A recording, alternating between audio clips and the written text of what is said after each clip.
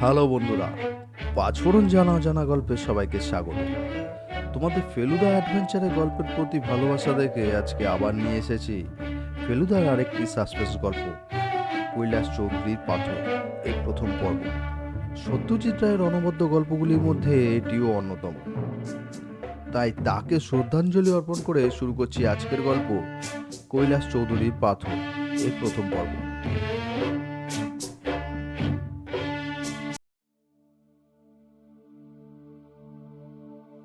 কার্ডটা কেমন হয়েছে দেখতো। ফেলুদা ওর মানিব্যাগের ভেতর থেকে সরাং করে একটা ভিজিটিং কার্ড বার করে আমায় দেখতে দিল। দেখি তাতে ছাপা অক্ষরে লেখা রয়েছে Pradosh C Mittal, private investigator. বুঝতে পারলাম ফেলুদা এবার তার গোয়েন্দাগিরির ব্যাপারটা বেশ ফলাও করে জাহির করেছে। আর তা করবেই বা না কেন? বাদশাহী আংটির শয়তানকে ফেলুদা যেভাবে সাহায্য করেছিল, সে কথা ও ইচ্ছে করলে সকলকে মুখ ফুলিয়ে বলে বেড়াতে পারত। তার বদলে ও শুধু একটা ভিজিটিং কার্ড ছাপিয়েছে, এই তো। ফেলুদার নাম আপনা আপনি থেকেই রটে গেছিল।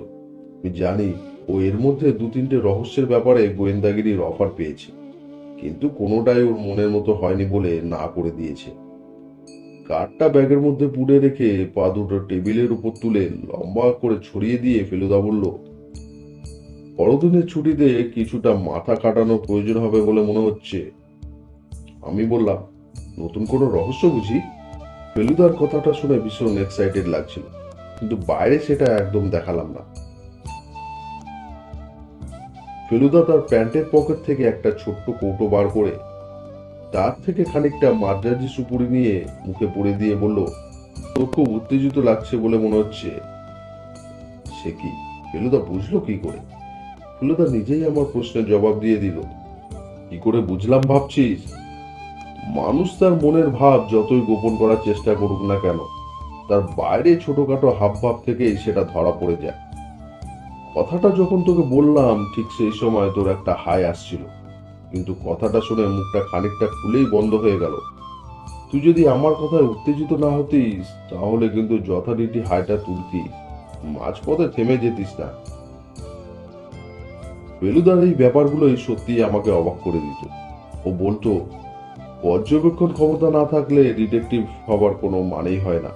এই ব্যাপারে যা খাঁটি কথা বলার সব শার্লক হোমস বলে গেছে, আমাদের কাজ শুধু তাকে ফলো করা।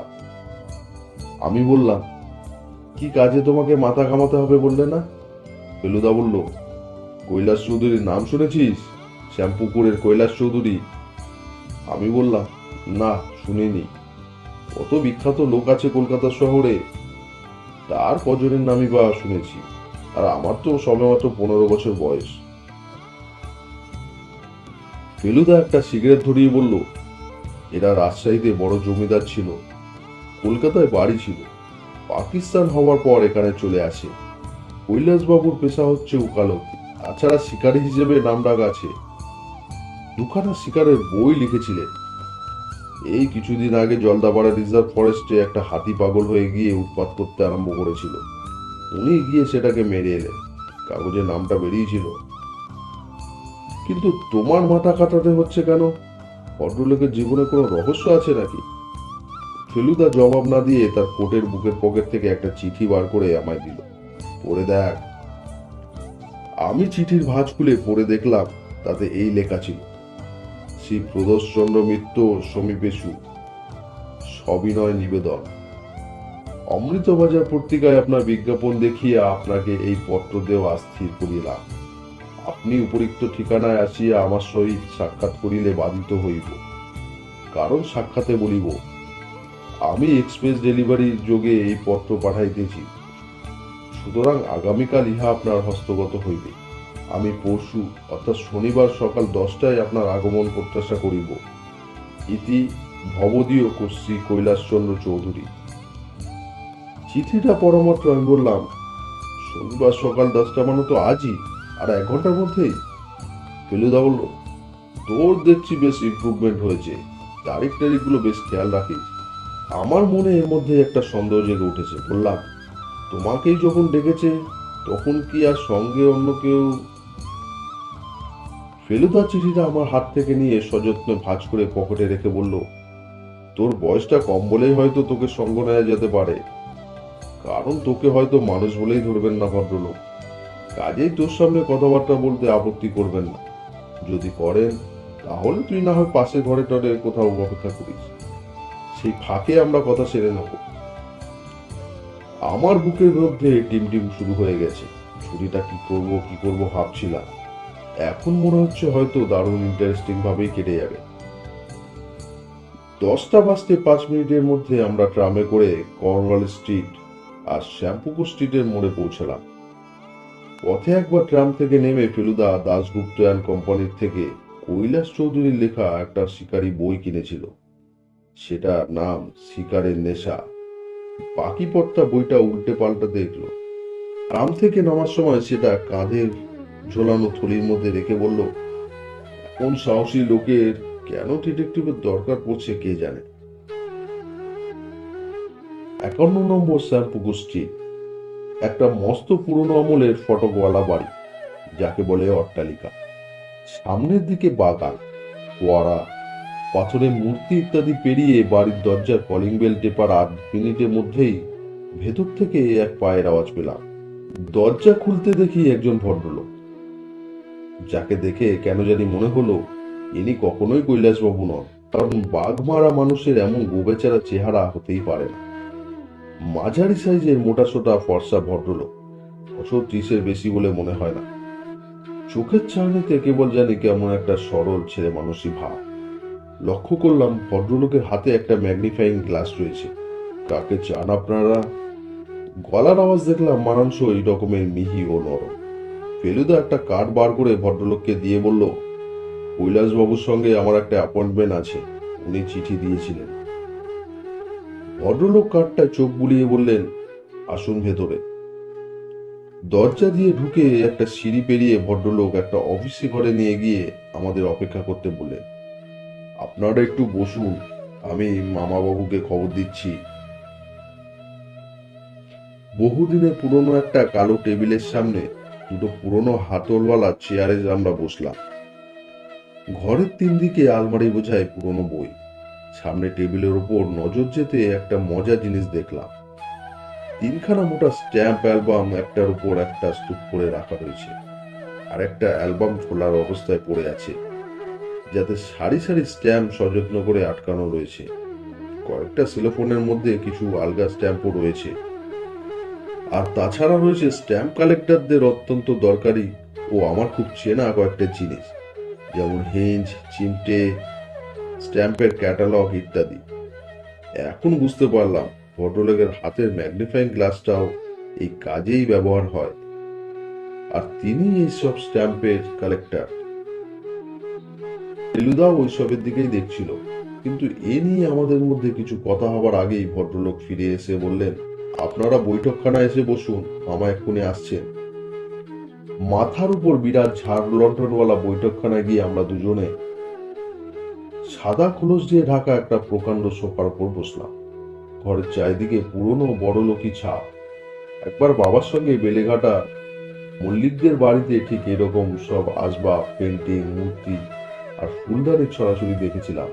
এছাড়া রয়েছে মেঝের উপরে একটা রয়্যাল বেঙ্গল টাইগারের ছাপ, আর দেওয়ালে 4টে হরিণ, 2টো চিতাবাঘ আর একটা মহিষের মাথা। প্রায় 10 মিনিট বসে থাকার পর একজন মাঝবয়সী কিন্তু বেশ জোয়ান গোছের ভদ্রলোক এসে ঢুকলেন। তার রং ফর্সা, নাকের তলায় সরু গোঁফ, আর গায়ে সিল্ক পাঞ্জাবি পাজামা আর ড্রেসিং গাউন। আমরা দুজনেই উঠে দাঁড়িয়ে নমস্কার করলাম। ভদ্রলোক আমাকে দেখে যেন ভ্রুটা একটু কপালে তুলেন। ফেলুদা বলল, এটি আমার কুত্ততো ভাই। ভদ্রলোক আমাদের পাশের সোফাতে বসে বললেন, আপনারা কি দুজনে একসঙ্গে ডিটেকটিভ ডিগ্রি করেন? ফেলুদা হেসে বলল, আজ্ঞে না, তবে ঘটনাচক্রে আমার সবকটা কেসের সঙ্গেই তপসি জড়িত ছিল। ও কোনো অসুবিধে করেনি কখনো। বেশ, অবনীশ, তুমি যেতে পারো। এদের জন্য একটু জলযোগের ব্যবস্থা দেখো। স্ট্যাম্প যেমন ভদ্রলোকটি দরজায় এসে দাঁড়িয়েছিলেন, তিনি তার মামার আদেশ শুনে চলে গেলেন। কৈলাস চৌধুরী ফেলুদার দিকে চেয়ে বললেন, কিছু মনে করবেন না, আমার চিঠিটা কি আপনি সঙ্গে এনেছেন? ফেলুদা একটু হেসে বলল, আমি যে প্রদোষ মিত্রি সেটার প্রমাণ চাইছেন তো? এই যে আপনার চিঠি। ফেলুদা পকেট থেকে কৈলাসবাবুর চিঠিটা বার করে ভদ্রলোকের হাতে দিল। উনি সেটা একবার চোখ বুলিয়ে থ্যাংক ইউ বলে ফেলুদাকে ফেরত দিয়ে দিলেন। এসব প্রিকশন নিতেই হয়, বুঝতেই পারছেন। যাই হোক, শিকারি বলে আমার একটা নাম ডাক আছে, জানেন বোধ হয়। ফেলুদা বলল, আগে হ্যাঁ। ঘরের দেওয়ালের জানোয়ারের মাথাগুলোর দিকে আঙ্গুল দেখিয়ে ভদ্রলোক বলেন, এগুলো সব আমারই শিকার। 17 বছর বয়সে বন্দুক চালাতে শিখি, তার আগে অবশ্যই এয়ারগান দিয়ে পাখিটাকে মেরেছি। সম্মুখ সমরে জানোয়ার কোনোদিনও আমার সঙ্গে পেরে উঠবে বলে মনে হয় না, কিন্তু যে শত্রু অদৃশ্য ও অজ্ঞাত, সে আমাকে বড় ভাবিয়ে তোলে। ভদ্রলোক একটু থামলেন। আমার বুকের ভেতরটায় আবার টিপটিপ শুরু হয়েছে। জানি এক্ষুনি ভদ্রলোক রহস্যের কথাটা বলবেন, কিন্তু এত কায়দা করে আস্তে আস্তে আসল কথাটা যাচ্ছে যে তাতে যেন সাসপেন্স আরো বেড়ে যায়। কৈলাসবাবু আবার শুরু করলেন, আপনার বয়স যে এত কম তা জানা ছিল না। কত হবে বলুন তো? ফেলুদা বলল, 28। কাজের ভার আপনাকে দিতে যাচ্ছি সেটা আপনার পক্ষে কতদূর সম্ভব হবে তা জানি না। পুলিশকে আমি এই ব্যাপারে জড়াতে চাই না, কারণ এর আগে একটা ব্যাপারে তাদের সাহায্য নিয়ে ঠকেছি। ওরা অনেক সময় কাজের চেয়ে অকাজটাই বেশি করে। আর এটাও ঠিক যে আমি তরুণদের অশ্রদ্ধা করি না মোটেই। কাঁচা বয়সের সঙ্গে পাকা বুদ্ধির সমাবেশটা খুব জোরালো হয় বলেই আমার বিশ্বাস। এবারে কৈলাসবাবু থামার সুযোগ নিয়ে ফেলুদা গলা খেকিয়ে বলল, ঘটনাটা কি সেটা যদি বলেন। কৈলাসবাবু একথার কোনো উত্তর না দিয়ে পকেট থেকে একটা ভাঁজ করা কাগজ বার করে ফেলুদাকে দিয়ে বললেন, দেখুন তো এটা পড়ে কি বোঝেন? ফেলুদা কাগজটা তুলে ধরতে আমি পাশ থেকে ঝুঁকে পড়ে সেটায় চোখ বুলিয়ে নিলাম। তাতে ইংরেজিতে যা লেখা রয়েছে তার মানে এই হয়, পাপের বোঝা বাড়িও না। যে জিনিসে তোমার অধিকার নেই সে জিনিস তুমি আগামী সোমবার বিকেল 4টের মধ্যে ভিক্টোরিয়া মেমোরিয়ালের দক্ষিণ গেটের 20 হাতের ভেতর দিকে রাস্তার বাঁ ধারে লিলি ফুলের প্রথম সারির প্রথম গাছটার নিচে রেখে আসবে। আদেশ অমান্য করার বা পুলিশ গোয়েন্দার সাহায্য নেওয়ার ফল ভালো হবে না। তোমার অনেক শিকারের মতোই তুমিও শিকারে পরিণত হবে, একথা জেনে রেখো। কি মনে হয়? গম্ভীর গলায় কৈলাসবাবু প্রশ্ন করলেন। ফেলুদা কিছুক্ষণ মনোযোগ দিয়ে চিঠিটা দেখে বলল, হাতের লেখা ভাড়ানো হয়েছে, কারণ একই অক্ষর 2-3 জায়গায় 2-3 রকম ভাবে লেখা হয়েছে। আর নতুন প্যাডের প্রথম কাগজে লেখা, সেটা কি করে বুঝলেন? প্যাডের কাগজে লেখা হলে তার পরের কাগজে সে লেখার কিছুটা ছাপ থেকে যায়। এই কাগজ একেবারে মসৃণ। Very good. আর কিছু? আর কিছু এ থেকে বলা অসম্ভব। এই চিঠি ডাকে এসেছিল? হ্যাঁ, পোস্টমার্ক পার্ক স্ট্রিট। 3 দিন আগে চিঠি পেয়েছি, আজ শনিবার 20-এ। ফেলুদা চিঠিটা ফেরত দিয়ে বলল, এবার আপনাকে আমি কয়েকটা প্রশ্ন করতে চাই, কারণ আপনার শিকারের কাহিনী ছাড়া আপনার সম্বন্ধে কিছুই জানা নেই আমার। বেশ তো, করুন না। মিষ্টি মুখে পুড়ে খেতে খেতে করুন। চাকর রূপোর প্লেটে রসগোল্লা আর আমৃতি রেখে গেছে। ফেলুদাকে খাবার কথাটা বলতে হয় না, সে টপ করে একটা আস্ত রসগোল্লা মুখে পুড়ে দিয়ে বলল, চিঠিতে যে জিনিসটার কথা লেখা হয়েছে সেটা কি জানতে পারি? কৈলাসবাবু বললেন, ব্যাপারটা কি জানেন? যাতে আমার অধিকার নেই এমন কোনো জিনিস আমার কাছে আছে বলে আমার জানা নেই। এই বাড়িতে যা কিছু আছে তা সবই আমার নিজের কেনা, না হয় পৈতৃক সম্পত্তি। আর তার মধ্যে এমন কোনো জিনিস নেই যেটা আদায় করার জন্য কেউ আমাকে এমন চিঠি দিতে পারে। তবে একটি মাত্র জিনিস আছে যেটা বলতে পারে মূল্যবান ও লোভনীয়। সেটা কি? একটা পাথর। পাথর? Pressure stone? আপনার কেনা? না, কেনা নয়। পৈতৃক সম্পত্তি? তাও না। পাথরটা পাই আমি মধ্যপ্রদেশের চাঁদার একটা জঙ্গলে। একটা বাঘকে ধাওয়া করে আমরা 3-4 জন একটা জঙ্গলে ঢুকেছিলাম। শেষ পর্যন্ত সেটাকে মারা হয়। কাছে একটা বহু পুরনো ভাঙা পরিত্যক্ত মন্দিরে একটা দেবমূর্তির কপালে পাথরটা লাগানো ছিল। ওটার অস্তিত্ব বোধহয় আমাদের আগে কেউ হয়তো জানতো না। ওটা কি আপনার চোখেই প্রথম পড়ে? মন্দিরটা সকলেই দেখেছিল, তবে পাথরটা প্রথম আমিই দেখি। সঙ্গে আর কে কে ছিল সেবার? রাইট বলে একজন মার্কিন ছোকরা, কিশোরীলাল বলে এক পাঞ্জাবি, আর আমার ভাই কেদার। আপনার ভাইও স্বীকার করেন? করতো, এখন আর করে কিনা জানি না। বছর চারেক হলো ও বিদেশে। বিদেশে মানে সুইজারল্যান্ড, ঘড়ির ব্যবসার ধান্দায়। যখন পাথরটা পেলেন তখন ওটা নিয়ে আপনাদের মধ্যে কাড়াকাড়ি হয়নি? না, তার কারণ ওটার যে কত দাম সেটা কলকাতায় এসে জহুরিকে দেখাবার পর জানতে পারে। তারপর সে খবর আর কে জেনেছে? খুব বেশি লোককে বলিনি, এমনিতে আত্মীয় স্বজন বিশেষ কেউ নেই। দু একজন উকিল বন্ধুকে বলেছি, কেদার জানতো, আর বোধ হয় আমার ভাগ্নে অবিনেশ জানে। পাথরটা বাড়িতেই আছে? হ্যাঁ, আমার ঘরেই থাকে। এত দামি জিনিস ব্যাংকে রাখেন না যে? একবার রেখেছিলাম। যেদিন রেখেছিলাম তার পরের দিনই একটা মোটর অ্যাক্সিডেন্ট হয়, প্রায় মরতে মরতে বেঁচে যায়। তারপর থেকেই ধারণা হয় ওটা কাছে না থাকলে ব্যাড লাক আসবে, তাই ব্যাংক থেকে নিয়ে আসি। হুম। ফেলুদার খাওয়া শেষ হয়ে গেছে। ওর ভ্রুকটি দেখে বুঝলাম ও ভাবতে আরম্ভ করে দিয়েছে। জল খেয়ে রুমাল দিয়ে মুখ মুছে বলল, আপনার বাড়িতে কে কে আছেন? আমি, আমার ভাগ্নে অবিনেশ, আর তিনটে পুরনো চাকর। আর আমার বাবাও আছে, তবে তিনি একেবারে অথর্ব, জরাগ্রস্ত। একটি চাকর তার পেছনেই লেগে থাকে সারাক্ষণ। অবিনাশ বাবু কি করেন? বিশেষ কিছুই না, ওর নেশা ডাক টিকিট সংগ্রহ করা। বলছে একটা টিকিটের দোকান করবে। ফেলুদা একটু ভেবে মনে মনে কি জানি হিসাব করলে বলল, আপনি কি চাইছেন আমি এই পত্রলেখকের অনুসন্ধান করি? কৈলাসবাবু যেন একটু জোর করে হেসে বললেন, বুঝতেই তো পারছেন, এই বয়সে এ ধরনের অশান্তি কি ভালো লাগে? আর শুধু যে চিঠি লিখেছে তা নয়, কাল রাত্রে একটা টেলিফোনও করেছিল। ইংরেজিতে ওই একই কথা বলল। বলা শুনে চিনতে পারলাম না। কি বললো জানেন? বলল ও নির্দিষ্ট জায়গায় বা নির্দিষ্ট সময়ের মধ্যে জিনিসটা না রেখে এলে আমার বাড়িতে এসে আমাকে ঘায়েল করে দিয়ে যাবে। অথচ এই পাথর হাতছাড়া করতে আমি মোটেই রাজি নই। তাছাড়া লোকটার যখন ন্যায্য দাবি নেই অথচ হুমকি দিচ্ছে, তখন বুঝতে হবে যে সে বদমাস। সুতরাং তার শাস্তি হওয়া দরকার। সেটা কি করে সম্ভব সেটাই আপনি একটু ভেবে দেখুন। উপায় তো একটাই, 22 তারিখের সন্ধ্যাবেলায় ভিক্টোরিয়া মেমোরিয়ালের আশপাশে ঘাপটি মেরে বসে থাকা। তাকে তো আসতেই হবে। সে নিজে নাও আসতে পারে, তাতে ক্ষতি নেই। যেই এসে লিলি গাছের পাশে ঘুরুক না কেন, সে যদি আসল লোক নাও হয়, তাকে ধরতে পারলে আসল লোকের সন্ধান পাওয়া অসম্ভব হবে। কিন্তু আপনি বুঝতে পারছেন না, লোকটা ডেঞ্জারাস হতে পারে।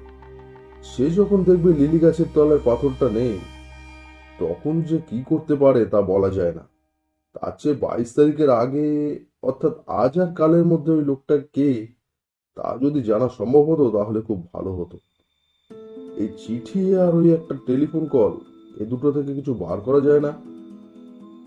ফেলুদা সোফা ছেড়ে উঠে পায়চারি শুরু করে দিয়েছে। বলল, দেখুন কৈলাসবাবু, চিঠিতে সে লিখেছে যে গোয়েন্দাদের সাহায্য নিলে ফল ভালো হবে না। সুতরাং আমি কিছু করি বা না করি, আপনি যে আমাকে ডেকেছেন এতেই আপনার বিপদের একটা আশঙ্কা আছে। সুতরাং আপনি বরঞ্চ ভেবে দেখুন যে আমাদের সাহায্য চান কিনা।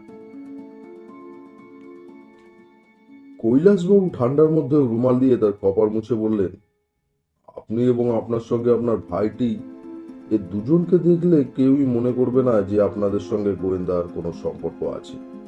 এটা একটা অ্যাডভান্টেজ। আপনার নাম লোকে জেনে থাকলেও আপনার চেহারাটা কি জানে? মনে তো হয়। সুতরাং সেদিকে আমার বিশেষ ভয় নেই। আপনি রাজি হলে কাজটা নিন, উপযুক্ত পারিশ্রমিক আমি দেব। থ্যাংক ইউ, তবে যাবার আগে একবার পাথরটা দেখতে চাই। নিশ্চয়ই। কৈলাসবাবুর পাথর ও শোবার ঘরের আলমারিতে ভেতরে থাকে। আমরা ভদ্রলোকের পেছন পেছন একটা সান বাঁধানো সিঁড়ি দিয়ে উঠে দোতলায় পৌঁছালাম। সিঁড়িটা গিয়ে পড়েছে একটা লম্বা অন্ধকার বারান্দা। তার দুদিকে সারি সারি প্রায় 10-12টা ঘর, আর অনেকগুলো আবার তালা বন্ধ। চারিদিকে একটা থমথমে ভাব, আর লোকজন নেই বলেই বোধহয় সামান্য একটু আওয়াজ হলেই তার প্রতিধ্বনি হয়। বারান্দার শেষ মাথায় ডান দিকের ঘর হলো কৈলাসবাবুর শোবার ঘর। আমরা যখন বারান্দার মাঝামাঝি এসেছি, তখন দেখি পাশের একটা ঘরের দরজা অর্ধেক খোলা, আর তার ভেতর দিয়ে একজন ভীষণ বুড়ো লোক গলা বাড়িয়ে ঘোলাটে চোখে আমাদের দিকে দেখছে। আমার তো দেখেই কিরকম ভয় ভয় করতে লাগলো। কৈলাসবাবু বললেন, উনি আমার বাবা, মাথার ঠিক নেই, সব সময়ই এখান দিয়ে ওখান দিয়ে উকি মারে। কাছাকাছি যখন এসেছি, তখন বুড়োর চাহনি দেখে সত্যি আমার রক্ত জল হয়ে গেল। আর সেই রকম ভয়াবহ চাহনি দিয়ে উনি তাকিয়ে রয়েছেন কৈলাসবাবুর দিকে। বাবার ঘর বেরিয়ে কিছু দূর গেলে পরে কৈলাসবাবু বললেন, বাবার সকলের উপরই আক্রোশ, ওর ধারণা সকলেই ওকে নেগলেক্ট করে। আসলে কিন্তু ওর দেখাশোনার ত্রুটি হয় না। কৈলাসবাবুর ঘর দেখলাম প্রকাণ্ড উঁচু খাট, আর তার মাথার দিকে ঘরের কোনায় আলমারি। সেটা খুলে তার দেরাজ থেকে একটা নীল ভেলভেটের বাক্স বার করে বললেন, সাত রামদাসের দোকান থেকে এই বাক্সটা কিনে এনেছিল, এটা পাথর রাখার জন্য।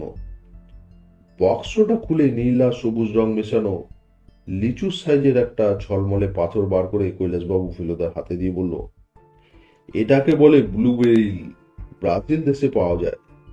ভারতবর্ষে যে খুব বেশি আছে তা নয়, অন্তত এত বড় সাইজের নেই সে বিষয়ে আমি নিঃসন্দেহ। ফেলুদা পাথরটা হাতে নিয়ে এদিক ওদিক নাড়িয়ে দেখে ফেরত দিয়ে দিল। এবার কৈলাসবাবু তার পকেট থেকে একটা মানিব্যাগ বার করে, তারপর তার থেকে 5টা 10 টাকার নোট বার করে ফেলুদার দিকে এগিয়ে দিয়ে বললেন, এইটি আগাম, কাজটা ভালোই ভালোই উঠতে গেলে বাকিটা দেবো, কেমন? থ্যাংক ইউ বলে ফেলুদা নোটগুলো পকেটে পুরে নিল। চোখের সামনে ওকে রোজগার করতে এই প্রথম দেখলাম।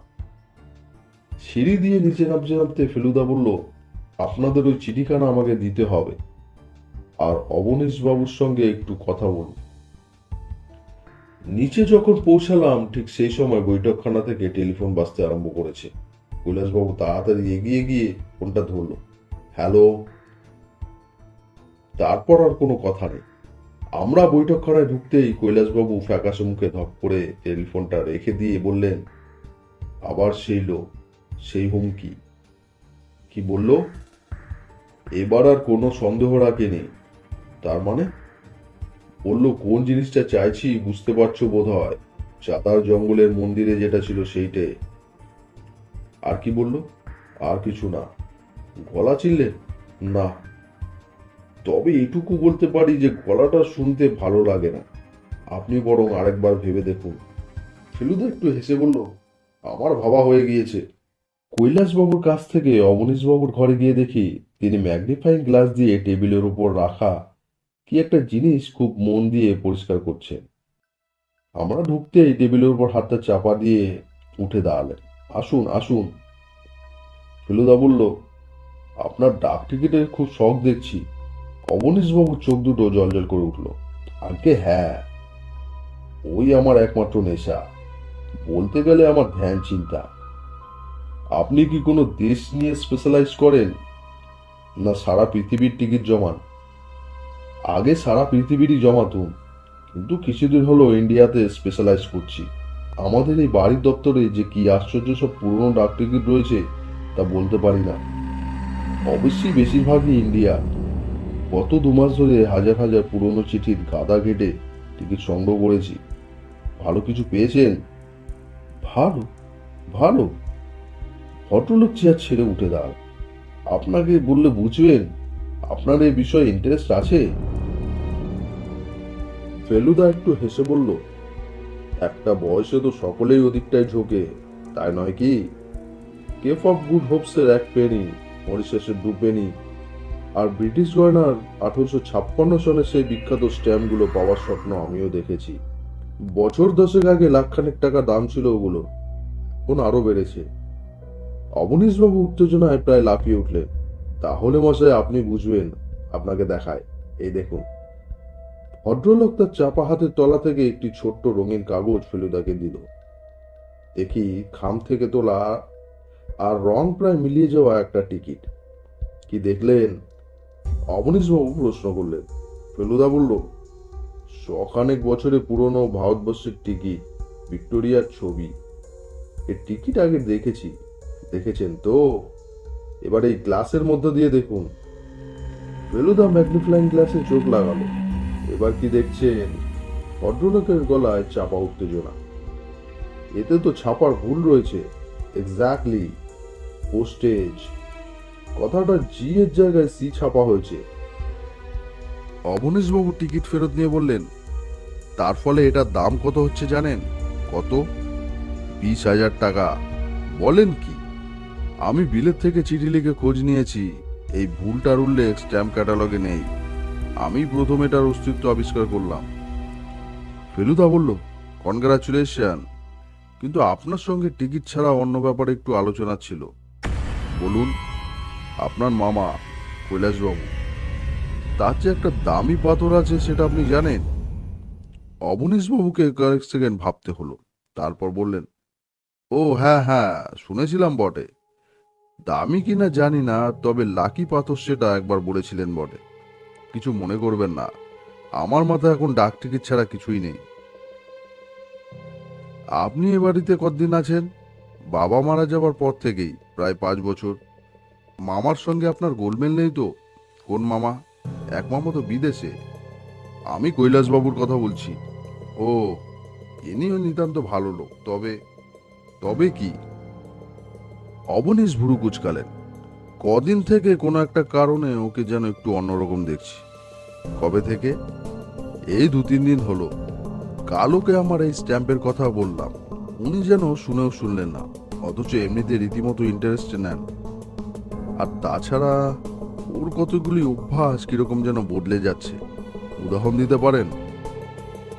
এই যেমন, এমনিতে রোজ সকালে উঠে বাগানে পায়চারি করেন, গত 2 দিন করেননি। ঘুম থেকে উঠেছেন দেরিতে, বোধহয় রাত জাগছেন বেশি। সেটার কোনো ইঙ্গিত পেয়েছেন? হ্যাঁ, আমি তো একতলায় শুই, আমার ঠিক উপরের ঘরটা মামার। পায়চারি করার শব্দ পেয়েছি মাঝরাতে, গলার স্বরও পেয়েছি, বেশ জোরে। মনে হলো ঝগড়া করছেন। কার সঙ্গে? বোধহয় দাদু। দাদু ছাড়া আর কে হবে? সিঁড়ি দিয়ে ওঠানামা করার শব্দও পেয়েছি। একদিন তো সন্দেহ করে সিঁড়ির নিচটায় গিয়ে দাঁড়িয়েছিলাম, দেখলাম মামা ছাদ থেকে দোতলায় নামলেন, হাতে বন্দুক। তখন কটা? রাত 2টো হবে। ছাদে কি আছে?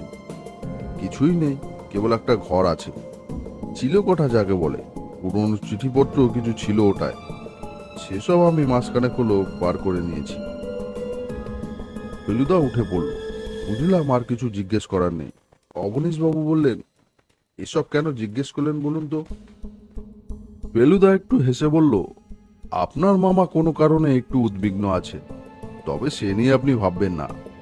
আপনি স্ট্যাম্প নিয়েই থাকুন, এদিকে ঝামেলা মিটলে একদিন এসে আপনার কালেকশন দেখবুন।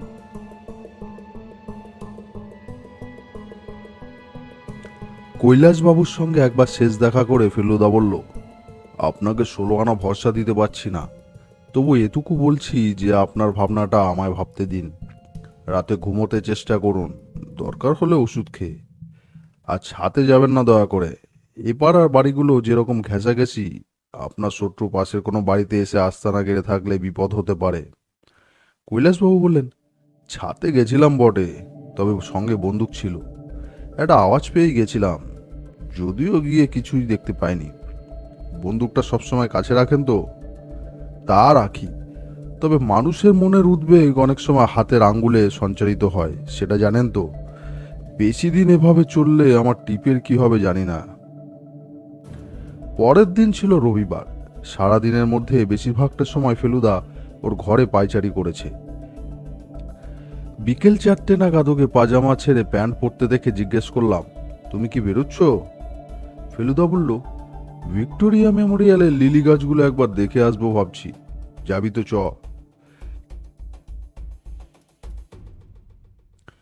ট্রামে করে লোয়ার সার্কুলার রোডের মোড়ে নেমে হাঁটতে হাঁটতে 5টা নাগাদ ভিক্টোরিয়া মেমোরিয়ালের দক্ষিণ গেটটায় পৌঁছালাম।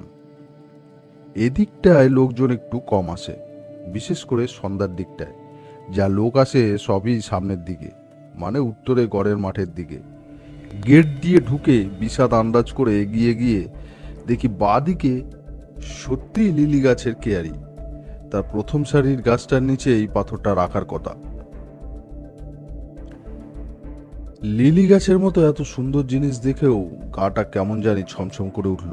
ফেলুদা বলল, কাকার একটা বার্নকোলা ছিল না, যেটা সেবার দার্জিলিং নিয়ে গেছিলেন? আমি বললাম, আছে।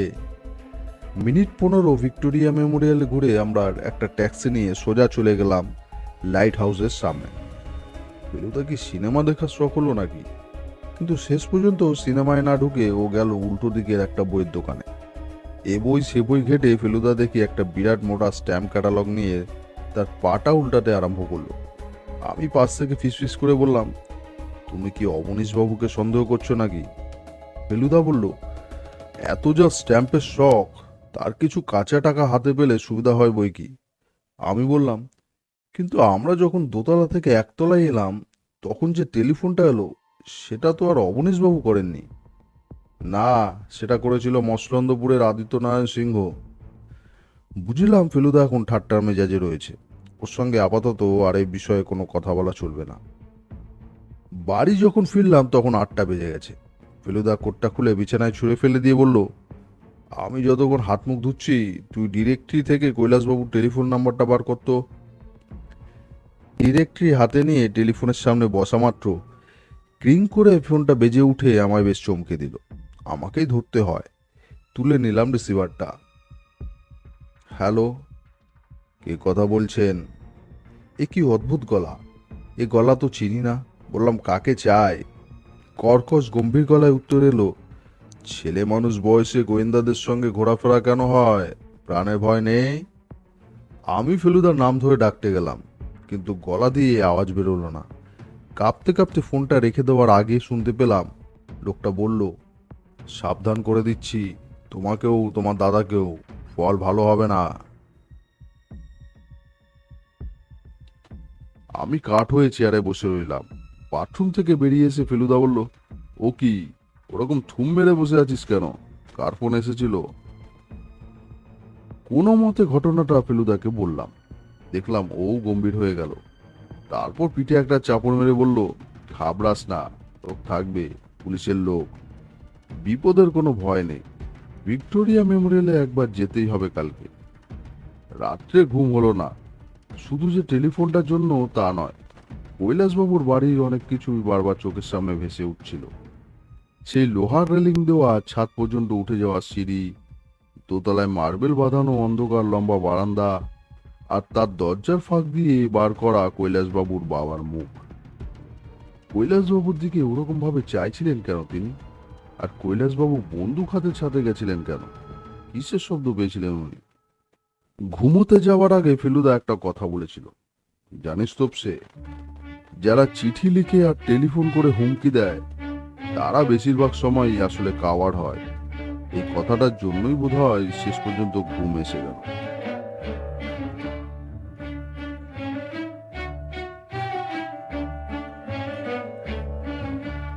তো বন্ধুরা, কেমন লাগলো আজকের গল্প?